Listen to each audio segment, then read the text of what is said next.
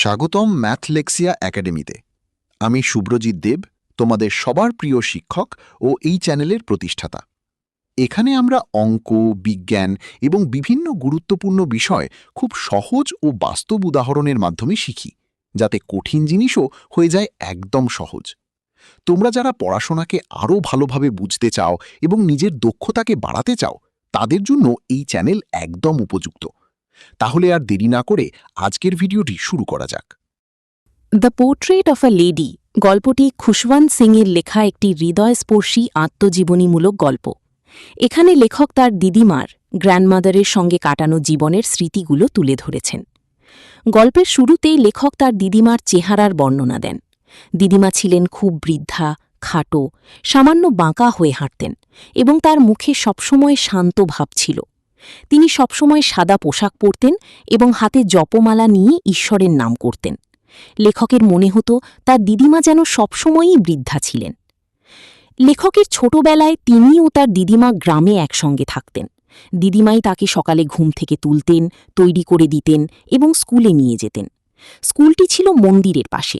লেখক পড়াশোনা করতেন আর দিদিমা মন্দিরে বসে প্রার্থনা করতেন। ফেরার পথে দিদিমা রাস্তার কুকুরদের জন্য রুটি নিয়ে যেতেন এবং তাদের খাওয়াতেন। এভাবেই তাদের মধ্যে গভীর সম্পর্ক গড়ে ওঠে। পরে লেখকের বাবা মা শহরে চলে এলে লেখককেও শহরে যেতে হয়। শহরে আসার পর তাদের জীবন বদলে যায়। লেখক ইংরেজি স্কুলে ভর্তি হন। সেখানে বিজ্ঞান, ইংরেজি ও সঙ্গীত শেখানো হতো। দিদিমা এইসব বিষয় পছন্দ করতেন না, কারণ তার মতে এসব পড়াশোনায় ঈশ্বরের কথা নেই। বিশেষ করে সঙ্গীত শেখানো তার একদমই ভালো লাগত না। এতে লেখক ও দিদিমার মধ্যে দূরত্ব বাড়তে থাকে।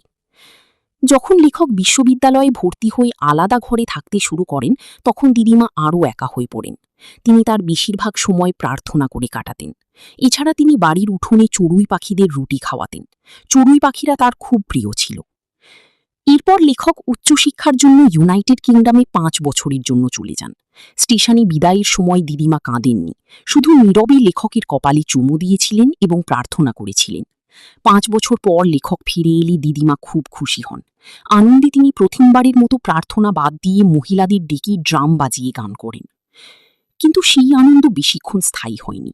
পরদিন দিদিমা অসুস্থ হয়ে পড়েন। তিনি বুঝতে পারেন তার মৃত্যু আসন্ন। তিনি পরিবারের সবাইকে বলেন তাকে বিরক্ত না করতে এবং আবার প্রার্থনা শুরু করেন। কিছুক্ষণ পর জপমালা হাতে নিয়ে তিনি শান্তভাবে মৃত্যুবরণ করেন। দিদিমার মৃত্যুর পরে তার দেহ মেঝেতে রাখা হয়। তখন আশ্চর্যজনকভাবে শত শত চড়ুই পাখি এসে ঘরে বসে পড়ে। তারা কোনো শব্দ করেনি, কিছু খায়নি। দিদিমার দেহ নিয়ে যাওয়ার পর তারা নীরবে উড়ে যায়। এতে বোঝা যায় চড়ুই পাখিরাও যেন তাকে শেষ শ্রদ্ধা জানাতে এসেছিল। শিক্ষা। এই গল্প আমাদের শেখায়, দাদা দাদি বা দিদা দিদিমার ভালোবাসা নিঃস্বার্থ ও চিরন্তন। সময় ও দূরত্ব সম্পর্ককে বদলে দিলেও সত্যিকারের ভালোবাসা কখনো মুছে যায় না। আজকের ভিডিওটি এখানেই শেষ করছি। যদি ভিডিওটি তোমাদের ভালো লেগে থাকে, তাহলে অবশ্যই লাইক করো, শেয়ার করো এবং ম্যাথলেক্সিয়া চ্যানেলটি সাবস্ক্রাইব করে পাশে থাকা বেল আইকনটি অন করে দিও, যাতে নতুন ভিডিওর নোটিফিকেশন সবার আগে পেয়ে যাও। কোনো প্রশ্ন বা সমস্যা থাকলে কমেন্টে জানাতে ভুলো না।